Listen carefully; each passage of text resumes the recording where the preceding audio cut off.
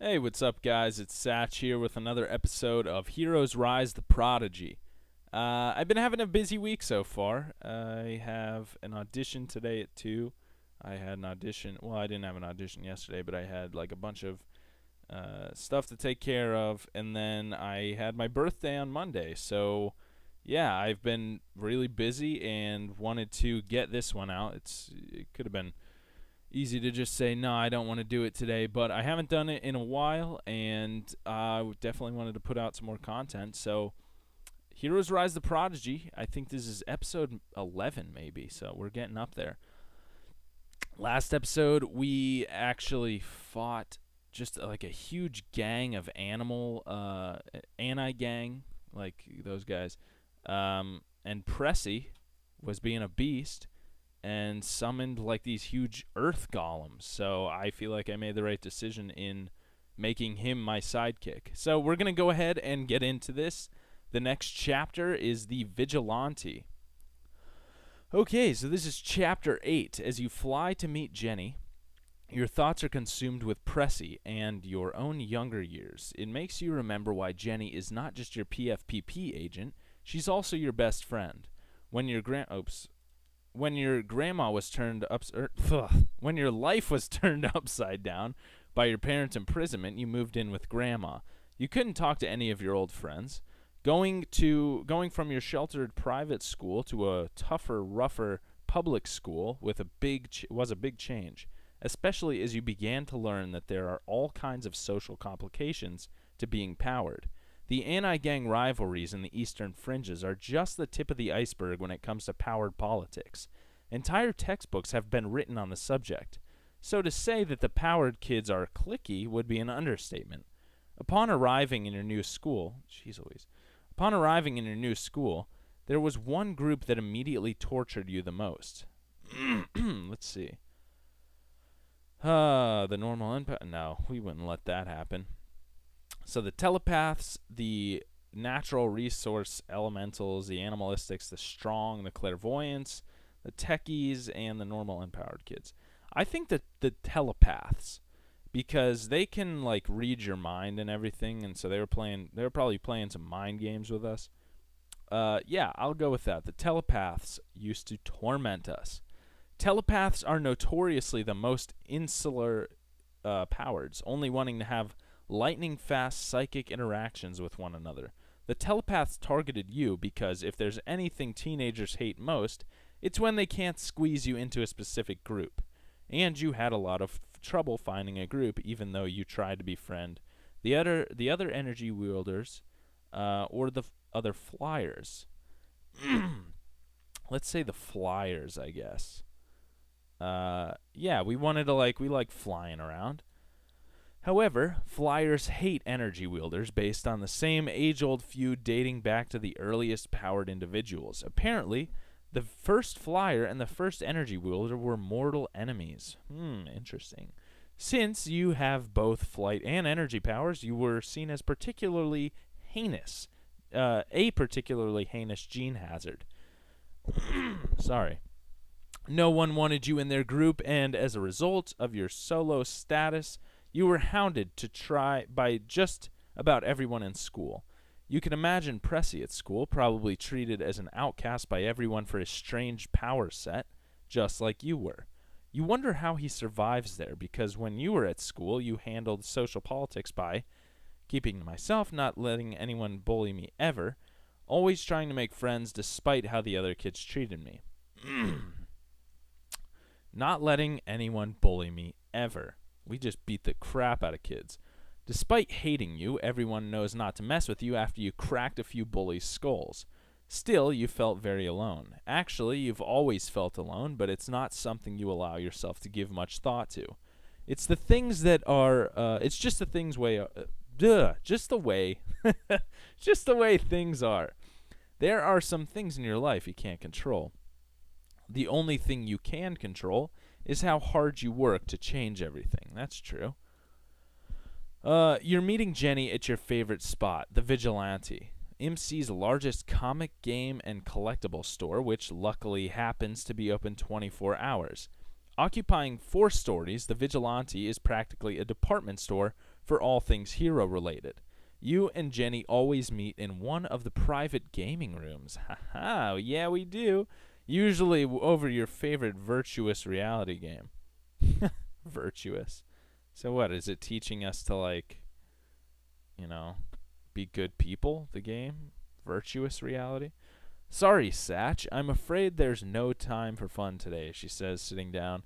As usual, she wears her ponytail pantsuit uniform. Though you notice she has added an unexpected red heel to the ensemble. I hear you've been rather busy, Jenny says. Too busy to return my calls, it seems.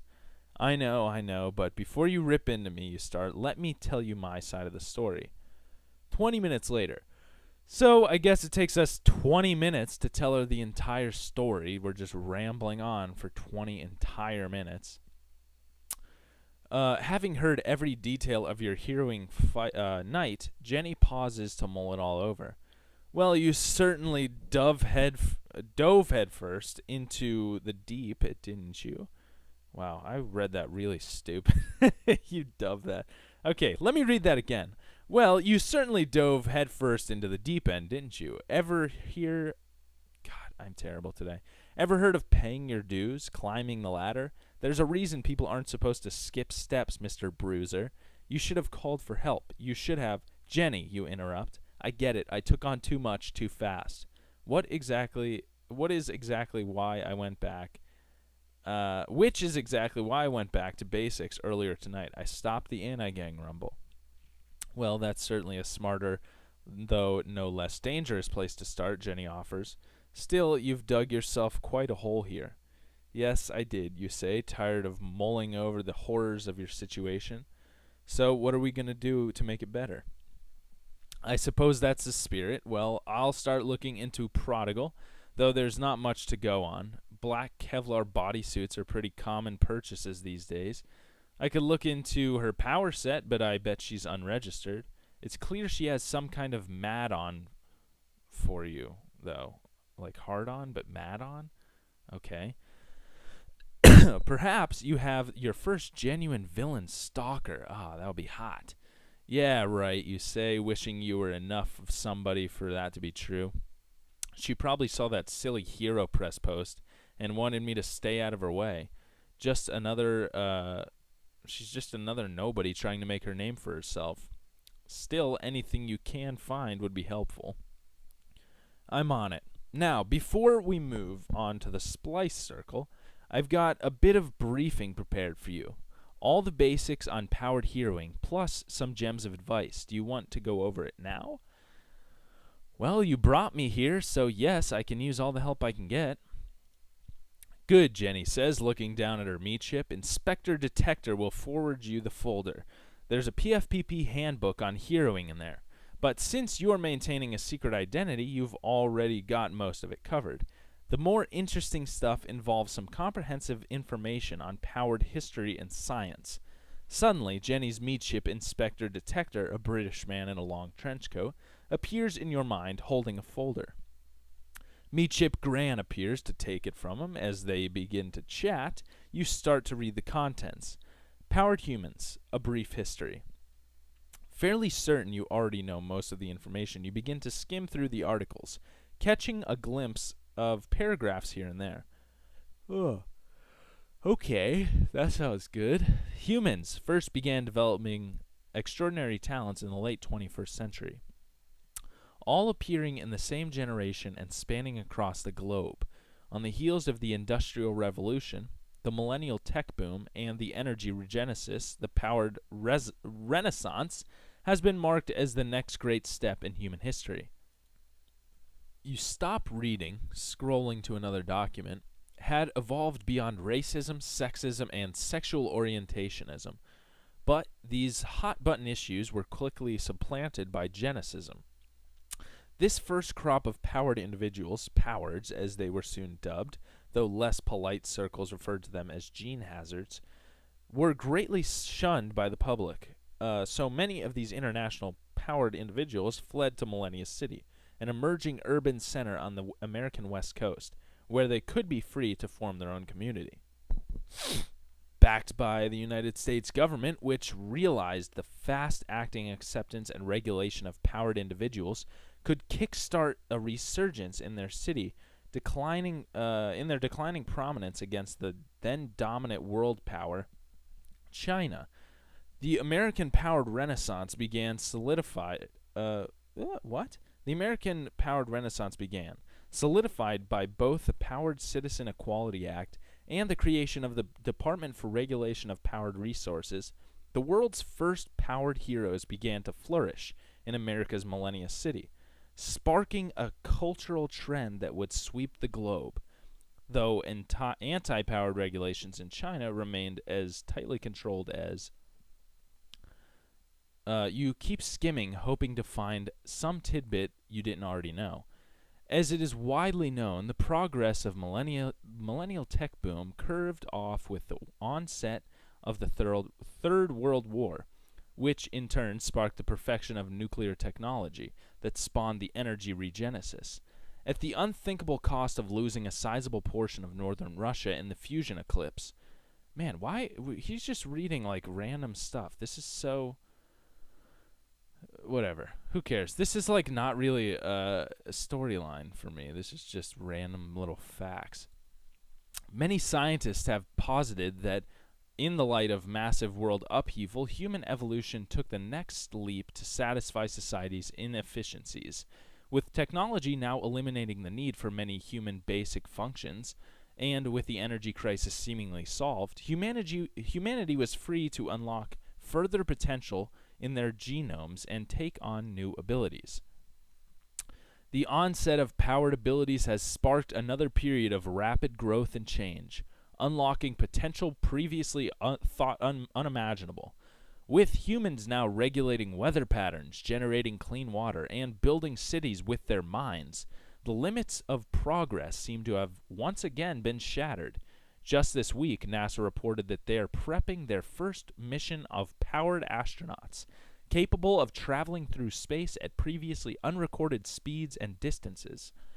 Others, most notably the growing cult movement called the Meek, possess a decidedly less positive outlook on the powered Renaissance. Many see an upswing in violence, unrest, and conflict that will most assuredly lead to a fourth world war, especially as the Eastern and Western worlds seem deadlocked in the powered individual arms race. You stop reading, looking up at Jenny with an eye roll. Come on, I know my heroing history inside and backwards. Don't you have anything new for me? As a matter of fact, I do, Jenny says. I've got a special tip for you. Okay, so we can receive a fighting tip, a power tip, or go back to talking about the splice circle. A power tip or a fighting tip. I think we're going to go with the fighting tip because I don't know, we're not really like a huge powerhouse right now. So I would like to, it's useless to waste all the energy, so we could have more energy and more power. But if we're not even hitting anybody, I don't see the point. So let's go ahead and receive a fighting tip. So she says, when fighting with your powers, the smartest thing you can do is consider the appropriate level of force. It's important not to use too much power, but equally important not to use too little. Assessing the appropriate level of power necessary for certain battles can mean the difference between life and death. You nod at Jenny, thinking even though this seems like common sense, you never really thought about it in those exact terms. Even better, this knowledge increases your current ceiling for your power to level 120. So perfect. I think, we probably would have gotten, more power either way we would have picked. All right, so you started a fine mess with the splice circle, Jenny says. One of my contacts at the downtown precinct interrogated Tracker. Turns out Smither didn't just want the gravitas to increase his offensive powers. He was also trying to expand into the ancient weapons business. He contracted Tracker to acquire the gravitas and become the splice circle's newest general. Apparently, Tracker already had his gene-deep penile enlargement scheduled. Okay. I don't see why that was necessary. But good job for Tracker trying to get some more penile. Jenny lets out a giggle. Hee hee hee, his penis. But quickly pulls herself back to seriousness. There was some concern within the Splice Circle that blatantly illegal nature of Smither's latest enterprise was too bold. So Madame Vice began placing her ducks in a row for a coup.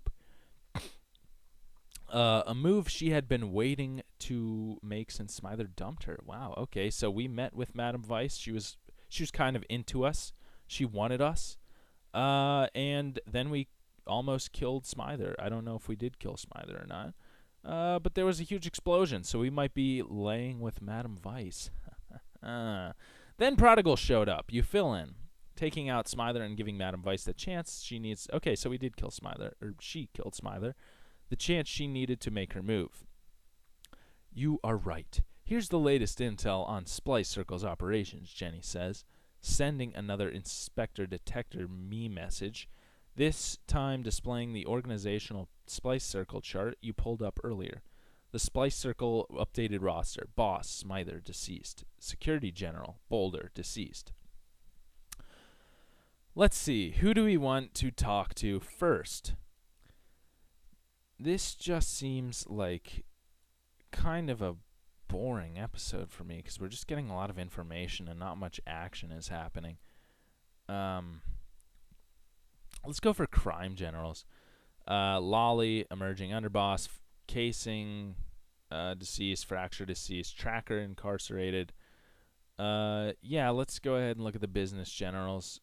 Madame Vice, emerging boss, Kirkpatrick, missing.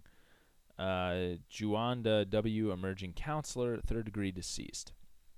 Okay, so that lady killed a lot of people. Prodigal killed a lot of people. Our intel isn't perfect, but as far as we can tell, as soon as Smither went down, Madame Vice made her move. She had already recruited the female center generals, Joanna W. and Lolly, bringing the club, sin den, and prostitution ring together. However, the former underboss Casing made a play for his rightful ascension just as fast. But Madame Vice moves faster, Jenny finishes, since Casing's body washed up on the docks this morning. Okay, so she killed Casing. Looks like someone's been rather busy, you say, thinking of all the things you've done in the past couple weeks. That was stop an anti-gang rumble.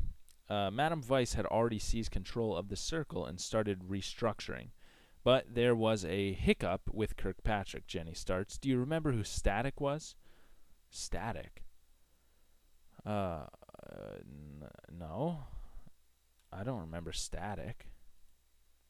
You really don't remember? He's the current champion of the Fringes. Really? Okay. Oh, yeah. Okay, yeah, I remember that guy. Crap. Jenny explains, and he's the only hero insane enough to take on the Splice Circle besides you and Prodigal, though he hasn't been heard from in months. Well, it turns out he hasn't been heard from because he abandoned the Cape route and went undercover. Static was Kirkpatrick. Okay, interesting. Jenny says almost proudly, turns out he has the power to avoid all forms of mind control, making him the perfect mole against hypno-powereds like Smither and Madame Vice. When Smither went down, Kirkpatrick panicked and got trigger-happy. No one knows exactly how, but Madame Vice found him out, and he's been missing ever since. Any hunches, you ask? Not wanting to think about what's probably happening to Static/Kirkpatrick right now. Well, apparently, Kirkpatrick has been collecting evidence against the Splice Circle for months, waiting for the right time to strike. The police think Madame Vice has taken him hostage, trying to find the location of his evidence stockpile. She needs to get her hands on it for the new and improved Splice Circle to survive, not to mention the cement for her boss's statue. Jenny then looks at you, growing serious. Here's the thing, only the MCPD and Madame Vice know about this evidence, which gives you a unique opportunity here. If you find that stockpile, it will help the police take down both Vice and Splice. I don't think I have to tell you what will happen if the Splice Circle destroys that evidence and finishes restructuring. I'll be at the top of their target list, you say. Okay, so looks like next episode we're going to have a mission to find some evidence. This mission, I'm probably going to title it Boring Information because I feel like that's all it was. And yeah. Great return to the series. Just a bunch of boring information. So, next episode will be much better, I hope. Yeah, so this is Satch signing off. I'll see you guys next time. Have a good one.